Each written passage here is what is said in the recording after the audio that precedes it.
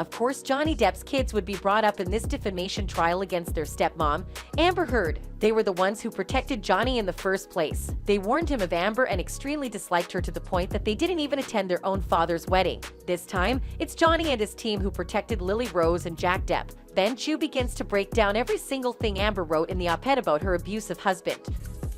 Each of those statements clearly refers to Ms. Heard's allegations against Mr. Depp.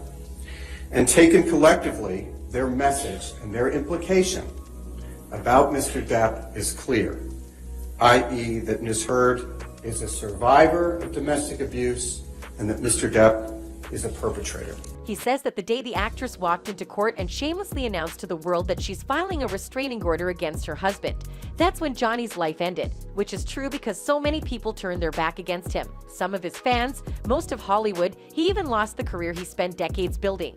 She has testified that she didn't write it, and she will argue later that she shouldn't be held liable because she didn't write it. But as the court's instructions, which you heard this morning, make clear, Ms. Heard didn't have to personally write any part of the op-ed for her to defame Mr. Depp through implication in the Washington Post.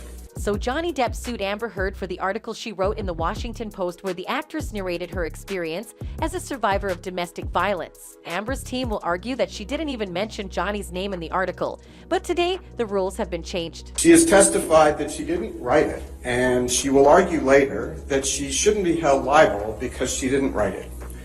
But as the court's instructions, which you heard this morning, make clear, Ms. Heard didn't have to personally write any part of the op-ed for her to defame Mr. Depp through implication in the Washington Post.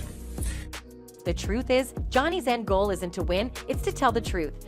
This case is about telling you his story and the truth about what really happened, which you've now heard. It is about restoring his lost reputation. It's about showing Mr. Depp's children, Lily Rose and Jack, that the truth is worth fighting for.